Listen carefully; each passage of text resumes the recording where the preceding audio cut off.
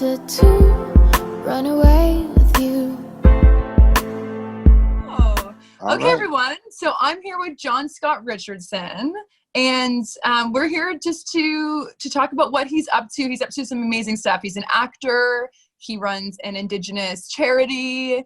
And, you know, just seeing like he's in New York. So seeing how it is for him and what he's up to. So, and just so everyone knows, I don't really know John. Like we don't know each other. So this is like even cooler is that, you know, connecting people from our Right. nations and our community is so important. So John, how about you tell us where you're from, what nation you're from, and a little bit of history there. Okay. Well, first of all, Biwa Paleok. My name is John Scott Richardson, and that was hello, good morning to you all over there across the water. And I'm an enrolled member of the Halawasa tribe in eastern North Carolina, and I have a lineage. My maternal lineage is Nezaman Saponi, and my paternal lineage is Tutlo as well as Tuscarora. Right, so I'm kind of a hodgepodge of tribal mixing here in the Southeast, which happens a lot because there was first contact happened in the East, right? So you have to always think about that as far as large contact. I mean, I know the Spanish contacted in the lower South and then out in California, but the largest contact was in the East, right? So a lot of the tribes there got, kind of, I guess, restructured in some ways due to whether they were fighting or whether they were supportive or trading or whatever the case may be. But so a lot of tribes actually end up banding together and then creating, new communities moving forward. So that's where I'm from. And I currently, like you said, live in New York. And you're going to hear my accent go back and forth from Awesome. from North Carolina, from the South, to a little bit more of an urban accent. So, but yes, I moved here in 2014 to further my career as an actor. Before that, I was a youth advocate. I ran a youth program in North Carolina for about 3 years and started writing some plays for the youth to speak out to let their voice be heard, right? But also let them be creative. And that's kind of what spurred my interest in acting. And it led me to come here because I had a brother here who lived here. And he was like, come to New York. It's a little bit closer to home. It's not California, and give it a shot here. So came here. And it's been 6 years now. I'm like, oh my God, how did this happen? The city got you. The city got me. I still will not. I'm not claiming New York as home. But no, I've come here and been fortunate enough to embrace. I got involved with the American Indian Community House. Of course, I'm a drummer and a singer from where I was before, and so coming here, the community house had a drum, the Silver Cloud Singers. And so I was able to connect with them and be very supportive and active in what I consider, say, like a culture here, which is a very urban type setting. But there are several pockets of community people here that, we do gather, do socials. We do have socials in a traditional way. We also have powwows. The powwows are not as community-based technically because it's not a tribal community specifically in New York City. Yeah. But there are, a lot of Native people come here and we form our own little sort of, community. And because that's what Native people are, right? That's what we are. We are community, right? That is the basis of our perspective, right? So that's how we operate. So we always are very inclusive when we meet other Native people, even non-Native people we invite in just to say, come and join and celebrate with us. And that's how we are. That's what got us in trouble, right? Way back 500 years ago, right? So too nice. right. Come on over. So come on over, Yeah. So we've got plenty. We're willing to share, and oh boy, So anyway. That's so cool, though. That's so cool to hear, though, that, I think that a lot of people, especially from like where I'm from, it's very like, I don't know what the right word to say is here, but like it's individualized. Like it's like, oh, they're over here and we're over here. Like there's still a lot of that tension. So just like hearing, and I'm sure that it is there too, but hearing like what you guys are up to, like, oh, come on in, come experience, come learn our culture, come be a part of it. Like it's beautiful. It's just so cool. That is so cool. Yeah.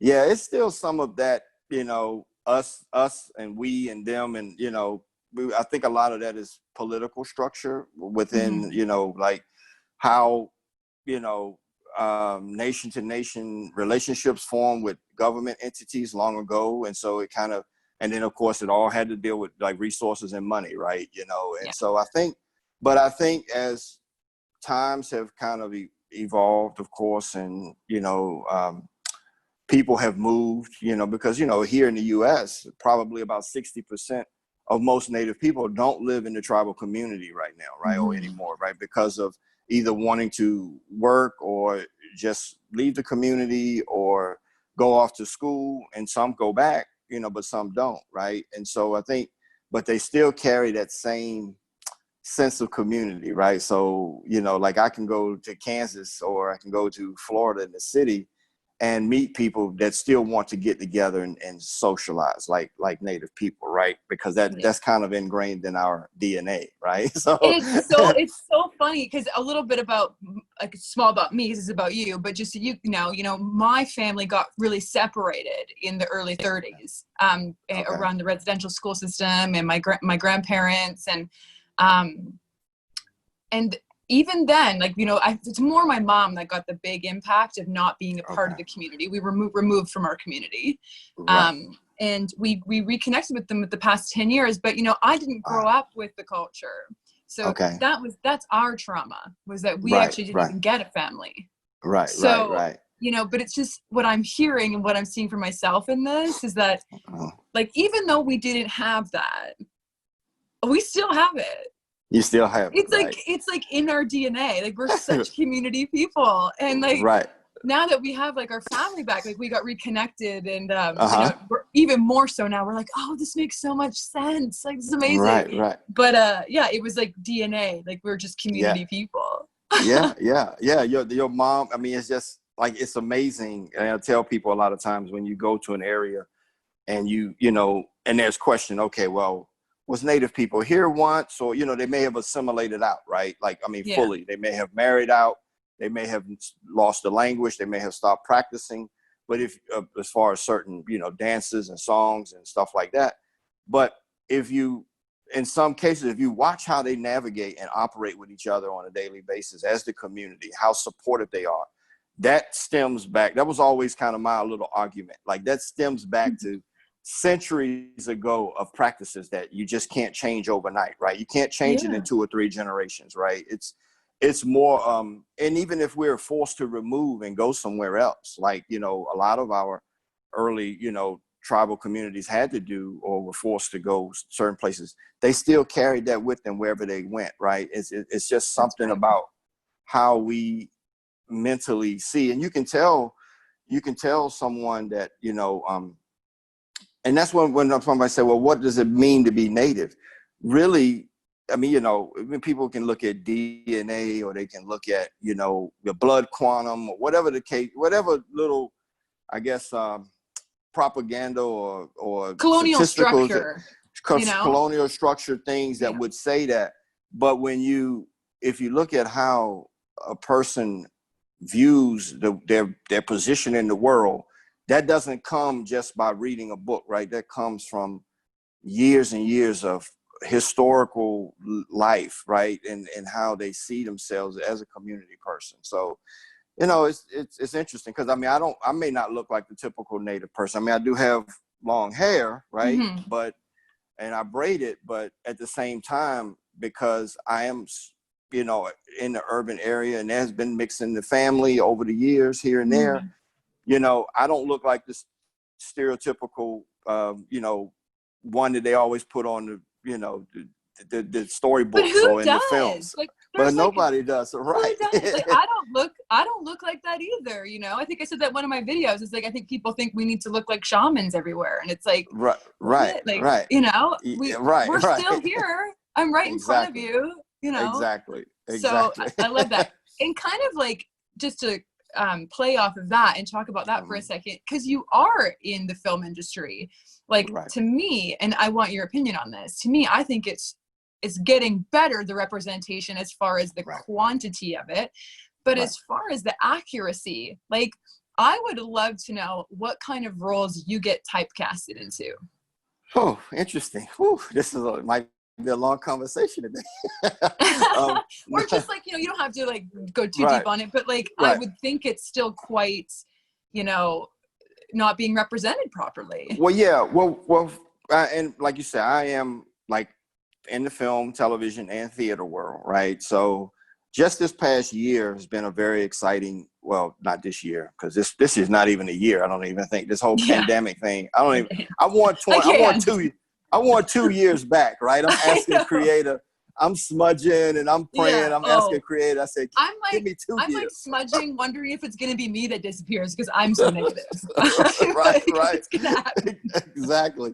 But no, but like last year in 2019 was a pretty good year for me. I was able to work as doing some theater stuff as well as some film and television. I did a show called The Politician, which is on Netflix. I did an episode. I didn't work as a supporting actor. I mean, I was a day player, but I had a speaking role, and it was a good role. It was Nice. But it was building up some momentum, right? I also worked on a film that was produced by the organization I work with called Amarinda INC, American Indian Arts, here in New York City.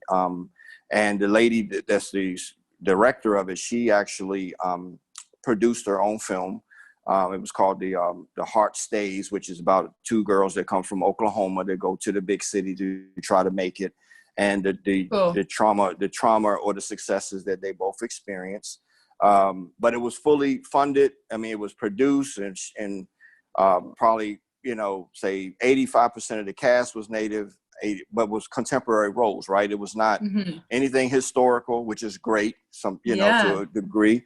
Right. It's and great it wasn't for our representation. The fact right. of what we were saying before is like, we don't look like that anymore. Right. So, it's right. just so great to hear. Right. And it was great showing how we bridge we are in some cases can be successful bridging the community life or the life back in reserve area and coming to the city, right? And how we can make that transition, some of us, but some of us can't, right? Some of us aren't able to leave that connection from home, right? And it's such a pull to go back home. So it was a great film.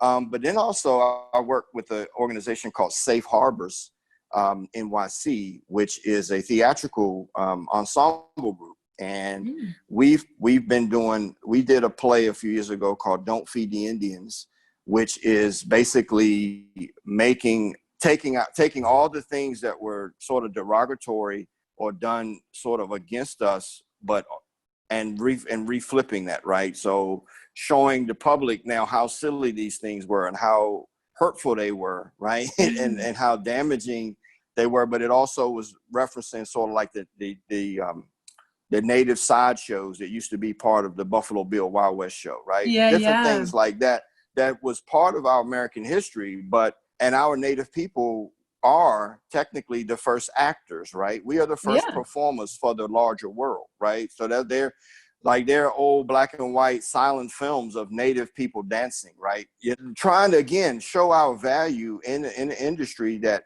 typically has marginalized us, right? Which is acting in the theater world, and putting that on stage, right? And showing that how multi-talented and how widely diverse we are, and we can do the same things, and what we bring value to is just as valuable as anyone else that has, because we've trained as singers, right? As I say, for instance, as a singer, we've practiced and we've spent years honing this skill or this craft, and yet it's not in the world. It's not valued like someone that went to Juilliard, right, or somewhere, because they don't have that certificate, or we don't have that with us, right? But yet no one else can do what we do, right? So it's sort of trying to show the value of Native life or Native, you know, our sense of worth to the world and what we can bring, right? Because that's been part of the colonial structure, is to devalue us, right? And so by reflipping that and showing our value, it helps the young people to say, hey, you know, I can do that, or what I do is just as valuable, right? So they can feel a sense of worth. Or and even so, like with what my community is teaching me is like worthy, like, you know, so that the young people, I could see how the young people would work harder on preserving that and being proud of that, instead of going, oh, I learned this thing when I was young in my community, but now I need to go to college. Like, you know, they'll probably have some more self-identity with it, like, which is amazing. Yeah. So with acting, you know, I go in for casting calls sometimes, and it's a stereotypical, you know, like a tribal scene or something, you know, or the writers now are trying to somehow integrate that into their writing. So I was a part of a show called Life, which was also a spinoff of one of 50 Cent's shows, off of Power, I believe it was. But and there was a Native guy who was Chippewa from out Wisconsin, and he was the lead guy in it. But what I saw on that is I saw non-Native people trying to create a story that was not bad, right? But it within the, say, like they had a wedding ceremony in the prison for him and different things like that, and they tried to use some Eastern, you know, ideology as far as maybe like from the Six Nations, as far as how you exchange gifts at a wedding, stuff like that. But the shortcoming was, in my opinion, it was, you know, it didn't raise any alarms in the Indian community, right? But which is what I think the production was trying to strive for, is to show that we're trying to be, you know, fairly inclusive, right? But the thing is that if they had a actual Native consultant, right, that they hired, who is not just someone that says, oh, I'm Native American, but someone that knows the communities, right? That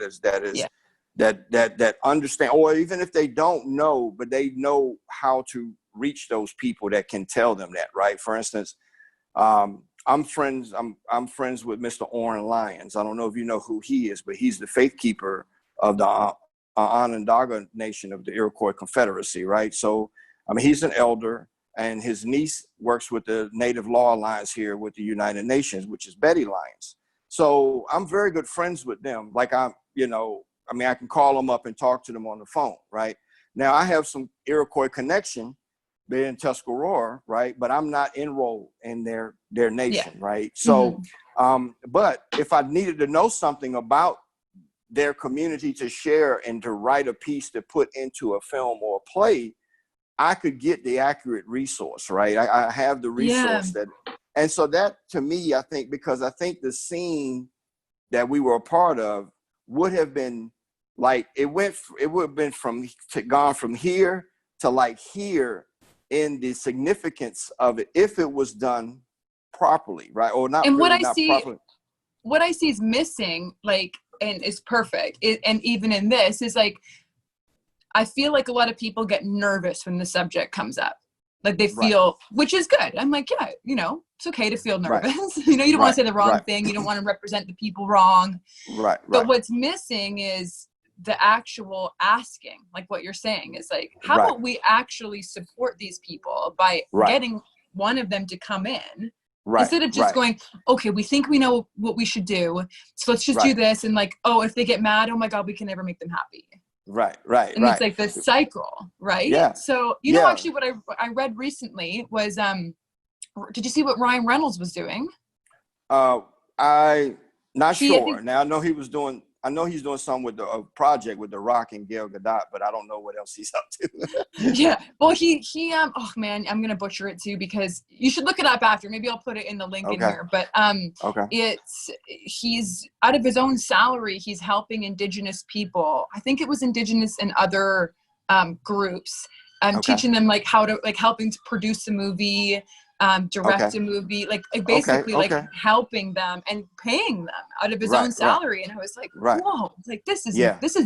what we need.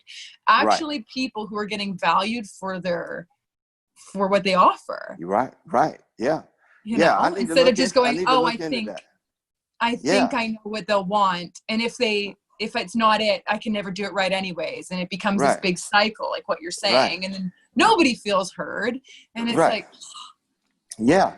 And that's a good point, because I know, like, and then, there some of them will, like, we've had a CSA, which is the Casting Association meeting, because we have here in the US, we're, like you said, we're things are moving and changing, that the ground is kind of breaking in some areas.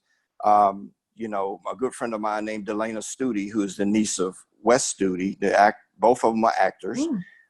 She is the chair or the president of the Native American sort of division within SAG, right? So you might want to reach out to her and Google her. She is also the, I believe, an artistic director at the of Native Voices in California, which is part of the Archery, right? The big Archery theater house out there in California. Mm-hmm. And so she's a phenomenal actress, as well as, of course, her uncle.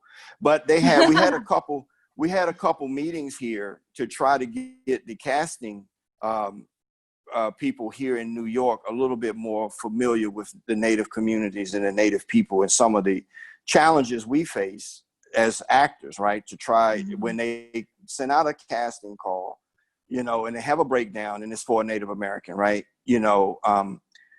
About how do we sort of get them to, we're trying to bridge the gap of what's being not said, right, in the room, right? So like you said, not having the key that I've seen, and I'm gonna jump around a little bit if you don't mind. Yeah, go. It's fine. Yeah. But the key that I've seen, in the way that would help a lot quicker, is if they actually hire Native producers, right? I know it's not a lot of Native producers, or like Ryan Reynolds, start to cultivate that community, right? Yeah, why isn't there a lot? Right. And why are and then Native writers. We have a lot of Native playwrights, but we don't have a lot of Native people writing for television and film, right? Mm-hmm. Unless they are brought in to, tell a specific story, right? And so I think that will be, because there's plenty of actors or people that say that they act, I'm not discrediting anyone, but I've spent the last 6 or 7 years of my life taking workshops and being involved to learn the craft of acting, right? Mm-hmm. Not just being a face to say, here, I want to be, because this is what I fit the breakdown, but I don't know how to, to really embrace. My dad was an actor. Okay. And so, I went into it too. And mm-hmm. It's so easy. I felt it was so easy to just have that happen. Whereas, I was doing all the classes, all the courses, all the night courses, the cold reads, everything. Right. I had fun. But when it came to getting an agent, I actually got it through my ex-husband, who's an actor.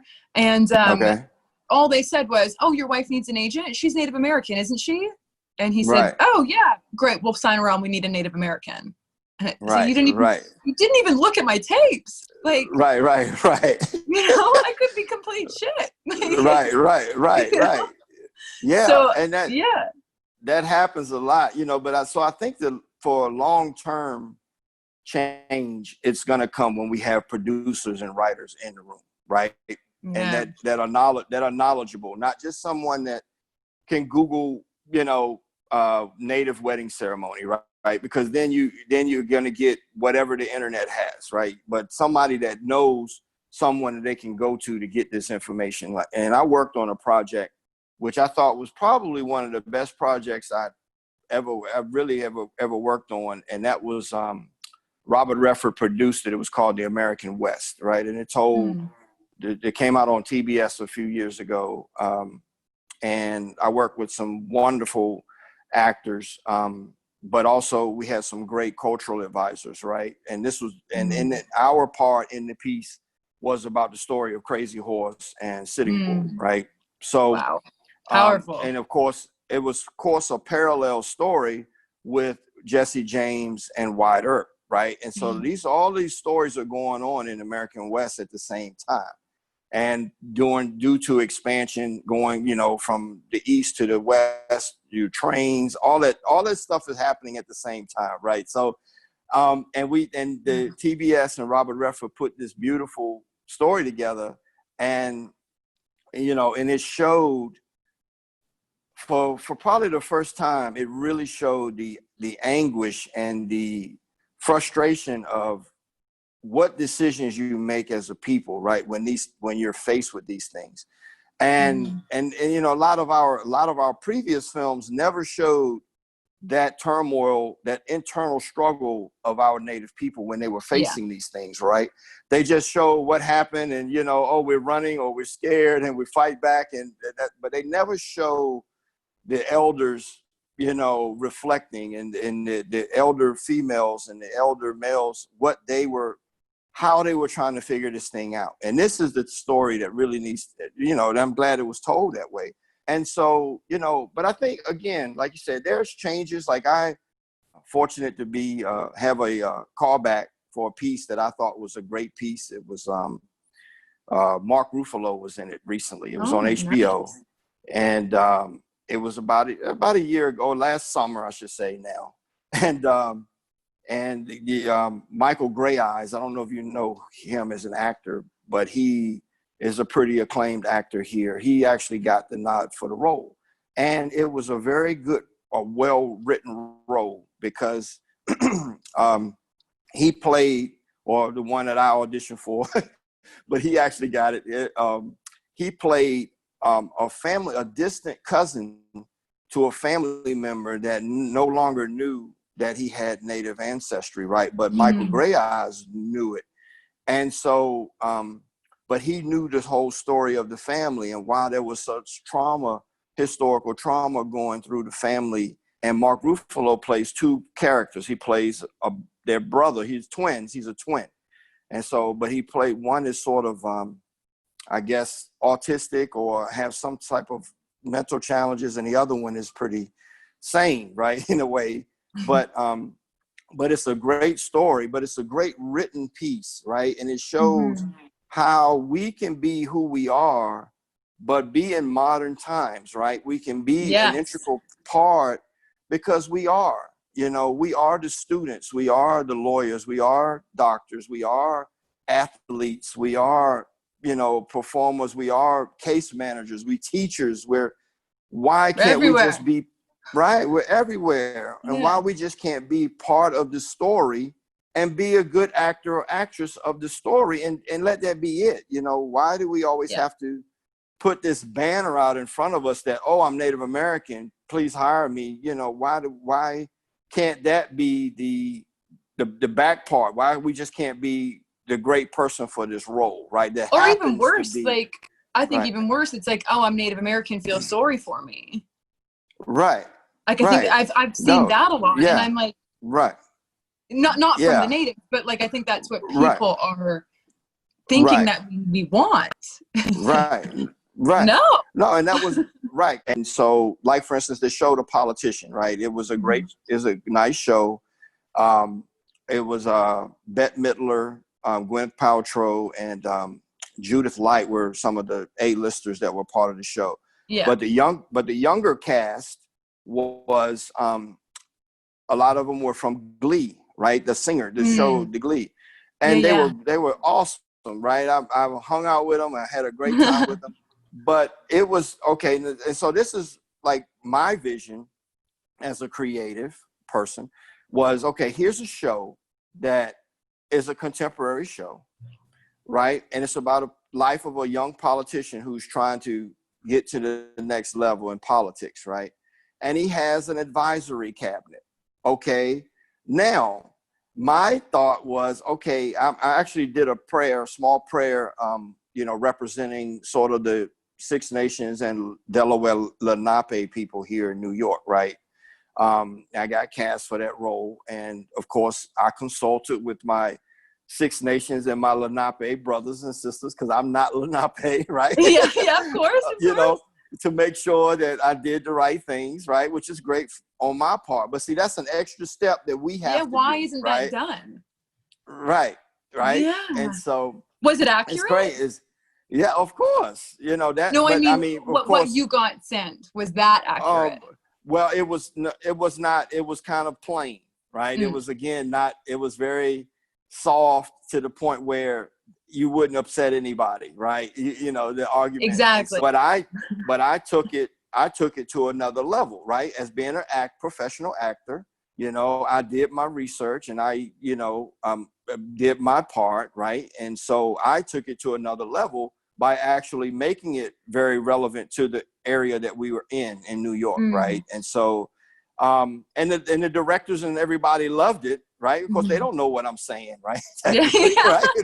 They just say, they just say, do a prayer, right? And but I've had, because I did consult with people that are in this region, I got only positive feedback from the Native community here, right? Which is what you want, right? And you want to represent, if they didn't hire someone that was Lenape, it's my duty as an Indigenous person to say, let me represent the community here as best I can, right? And not just do something crazy.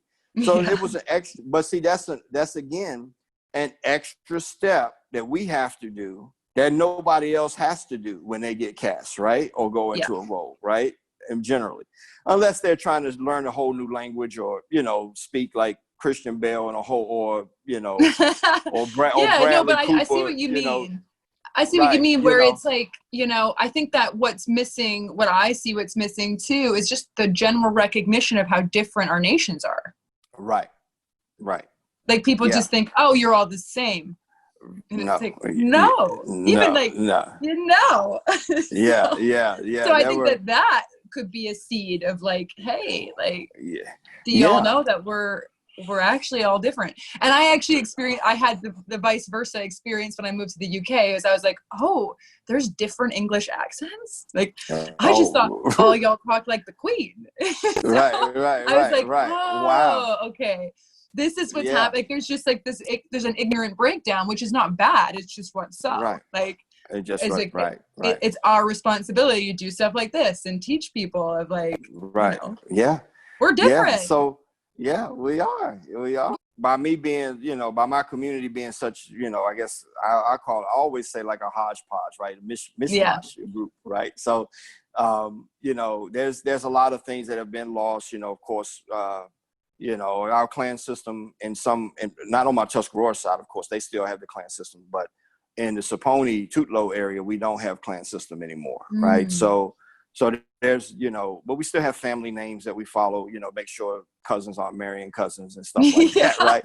Just get that under control. Keep that at a very bare minimum, like once every maybe 3 generations or something happens. I mean, love is love, right? But let's that's right. just, that's like go crazy with it, right?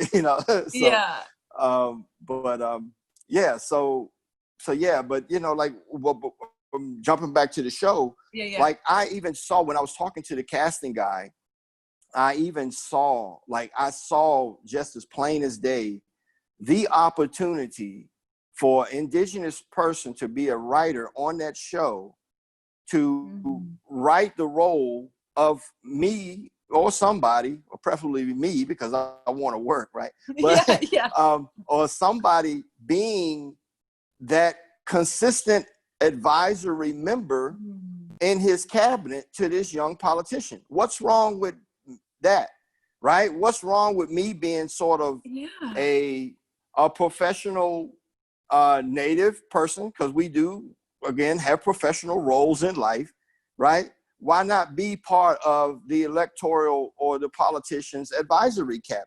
He had every other ethnic group as part of his cabinet. But not even just in the movie. Like, why does that just not exist? Right. I mean, I'm going forward to say like other shows, right? There are other shows that have, this central figure, and he has his little entourage, right? That's that he may sound things off of or develop things off of. Maybe he doesn't look, again, like, the bare chested on horseback with his hair blowing in the wind, right? So like there's a good show out right now who several of my friends are working on called Yellowstone. I don't know if you've ever watched it. Yeah. I haven't watched it yet, but I've seen it. Like I've seen it on. Right. Yeah. Right. So a friend of mine who I've worked with in the past, his name is Gil Bingham, who was in part of the Twilight series, and my friend Moses Brings Plenty. But they represent the Native community, but they represent it from a sense of power, right? Which is the casino base, right? So, they're wearing, suits and dress shirts and bolo ties, and and they're, sitting at the table at the big desk, just like, and I mean, and so it's why can't other shows do that, right? That are even in Washington D.C. or because I think some of my friends played on the House of Cards, and they were playing like Indian gaming, commission and their political struggles and those type of things, right? But even going forward with hospitals, why can't there be an Indigenous person on, say, like Grey's Anatomy or because Indigenous people go to the hospital too, right? We get sick too. We get sick too, I mean, think about the pandemic now in the Navajo country, right? It's wiping everybody, So these are kind of, and these are areas that can be, I guess you could go into very quickly, right? And write these parts. It's not difficult, right? Because again, there are us out here, right? And like the fashion world, right? Why? I mean, or I'm not saying that I don't know your full background, but I know you've done stuff. You say you've done stuff in the fashion community, whether it's model or what have you. Why aren't those stories being told? With right? Because you have a friend that's a Native, that's a model, right, and a designer, right? I have several here, which is like Patricia Michaels, who was on, the show, whatever the fashion. It'll come to Project Runway. I'm sorry, Project Runway. Yeah. Duh. But I mean, she was the runner-up to the person that won. But I mean, her story, and then of course she got invited back as a celebrity guest one year to do a whole nother show. And I mean, she's a brilliant, textile creator, right? She's just doesn't, she actually takes recycled stuff and make things, right? I mean, some designers are they can design and they do it, but sometimes people can't create from nothing, right? That's a special skill, right? And so, stories about that, and so, it's interesting. And so, so being here, that's some of the things that we push with Safe Harbors is like, we did a 2-week workshop back in January, right before the pandemic hit, where we, Safe Harbors, we did a lot in 2 weeks. So we had, it was an emerging directors workshop, right? Or festival, it was called Reflections of Native Voices. And, and so we had all of these emerging directors in, like 6, and we took new works and new writings and put them on stage, sometimes for the first time. We also let other performers, like refine or workshop their piece if they had some stuff. And we worked with La Mama Experimental Theater, which you may have heard of them if you've ever been to New York. And we also worked with New York Theater Workshop. And, New York Theater Workshop is like one of the hot spots here now and off Broadway, because they produce several on Broadway productions like Rent. So, New York Theater Workshop is kind of a hot spot as far as, where pieces go to get workshop and showcased and then go on to Broadway, right? Yeah. Hadestown, Hadestown, which was also a big Broadway production. Right. That was also done and first produced at New York Theater Workshop. So, we were there and we worked with them, and the owner there, the family there, they were just so great and receptive. But it also is reflective of like what you're saying, like Ryan Reynolds is doing. So basically, there's this big talk about appropriation and land acknowledgement, right? I don't know if there's a discussion that they're having over there, but I know land acknowledgement is big. And a lot of people, you know, a lot of these terms, these EDI terms are really, in some cases, very shallow, right? Mm-hmm. But meaning, oh, we've done our EDI, which is our, you know, inclusion, diversity, and, you know, equity, or however, I can't remember how it all breaks down, but equity, diversion, and inclusion, right? We've done our part, now we can move on. But see, to us, to Indigenous people, land acknowledgement means something totally different, you know? Mm-hmm. And, Yeah.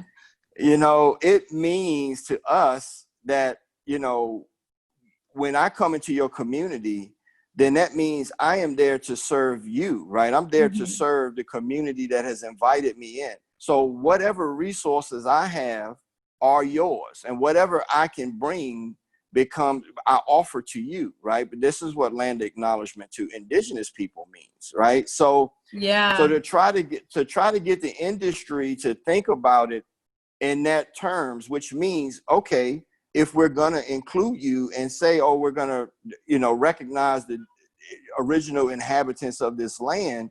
Okay, well, what are you doing for us now? Like you and me, right? What seat at the table are you offering us now? And what resources that you have, because you technically are the gatekeepers of the funds, right? We don't have gobs of foundation money, right, for these things. And so how are you helping to elevate us at the table? Not a handout, but allow us access to your resources that we can become equals, right? And this is what the case. This is what land acknowledgement and inclusion really should mean, right? And so, I mean, I know we're only, in the U.S., maybe 1.8% of the overall population of the United States. And that, you know, and those numbers can go back and forth, right? Because then you have to look at tribally enrolled, non-tribally enrolled, federally recognized, unfederally recognized. You know, or people like my family that got disconnected and displaced, right? Get displaced. We got really it's. I think that what I'm getting from this too is, you know, them creating it as a shallow kind of handout, like what you're saying, and whether that's intentional or not, you know, what the impact to that is that the other people, like the people that are involved, people listening, whatever it is, they also have this context of like, oh, here we go, another handout or another. There's no depth to it. There's no understanding of how beautiful it actually is, and there's no sense of equality around it. Which you know, no wonder. Yeah, I've done a few land acknowledgements just because I happen to be the only person they could get at the time, right? You know, I'm here in this area, but of course I'll always tell whoever asks me that I am not, you know, Delaware Lenape or from Lenape-Hoken, or I'm not, you know, I'll be happy to do it, but I'm not, I'm just letting you know, and so, but my land acknowledgement includes all of the tribal communities that were in the surrounding New York, going all the way up to, Pequot, Narragansett, Connecticut, Rhode Island, New York State, New Jersey, Delaware, just in Pennsylvania, just all those tribal communities are included in my land acknowledgement, right? Because no one community actually occupied the island of Manhattan, right? It was more, it was a meeting spot. It was a trade center, right?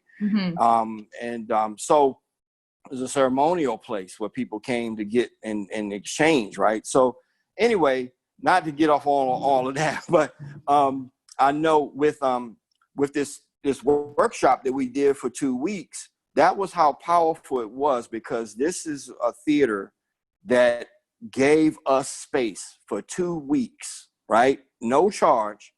They said, we want to not only give you the space, but give our resources to you so your individuals, your writers and directors and actors and performers can do your work, right? And that to me is a start of a great relationship, right? Because now they've seen, the other side has seen the quality of our work, the diversity of our work, right? And the story the story is, at the end of the day, it's the story that matters, right? And that we all connect to that. If you don't connect to the story in the first 5 to 10 minutes of a play or a film, you're never going to get it, right? And so that's where powerful writing comes in.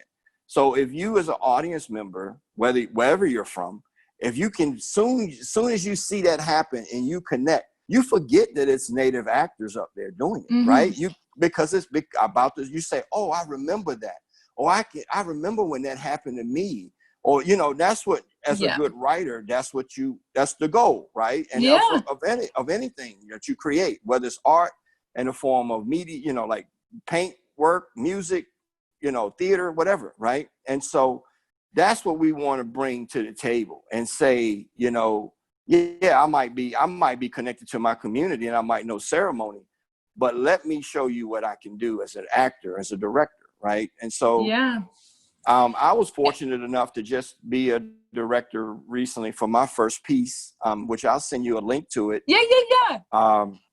Then I'll post it under here so everyone can look at it. It's actually, it's a radio play because the pandemic shut us down. Oh, no. So we turned it into a radio play produced just like old shows like Dragnet and but that's awesome. Albert Hitchcock and all of those old scary movies that and it's written, 2 pieces are written by a brilliant writer. His name is William S. Yellow Robe Jr. And he is an honorary PhD, works at the University of Maine. He's a great writer, elder. And these are 2 comedic pieces, actually sort of dealing with some of the stuff that you and I are talking about on this show. Good. So. You know what though? And that's a whole other topic we could even go down, which we won't. But I think that even just representing, when do you ever see humor and comedy with our people? It's never, when it's we're funny. Yeah. Oh, that's how we were able to survive everything. Is humor, we've got right? charisma. Right. Yeah. Because I mean, Native humor is very, distinct in some ways. And if you get it, oh boy, you're really gonna laugh. Right? Yeah. Oh my God. No, this is so great. I think that what you're up to is amazing. Oh, and the impact, look at the impact you're having already, it's just, it's crazy. And I guess what there is to do is just to keep educating people on what is missing in order for everyone to feel listened to and heard. And, the rest of us can all have that collective lift. Right. Exactly. Because that's what film is, right? Is to bring it out in people and lift and or, whether it's a horror movie or whatever it is, let's be together. Yes. Because we are, that one of the big things that, I know we're going to have to, really we should continue. Of course, we should put more effort between Native people producing our own stuff, right? Producing our own content. Again, and for instance, American Indian, Amarinda, American Indian Arts, they are probably, before Safe Harbors came along. Safe Harbors is fairly new here in New York City, right? But Amarinda's been around for 35 years. And so they wrote a book about 2 years ago, called No Reservations, right? And it's about the American Indian art movement in New York City. Great book, awesome book. Yeah. And it shows the influence of Native art. Well, first of all, it shows, the power of New York, right? People wanting to come here to really make their craft top level, right? But it also shows other non-Native artists that are historically famous, the influence that they gained from the Native experience, right? Warhol and Pollock and some of these other individuals that adopted styles that they had seen from Native artists, right? Like Sanskrit and different things like that, right? And so, but again, it's showing our value to the larger world because we aren't written in the history books, right? We aren't. Yeah. Not currently, right? We're all historical, not right? yet. We're getting there. we're there, but we're there all in historical context, right? Not anything present, right? Yeah, so that's why I think that this and what you're talking about is so important. Right. It's so important. And what you're doing is so important. I mean, because again, documenting and getting these voices out, right? And again, sharing, our perspective, walking in 2 and 3 worlds is important to understanding, right? As But people, to like also, person to as person. people, right. Yeah. And to understand that it's all a human experience, right? Mm-hmm.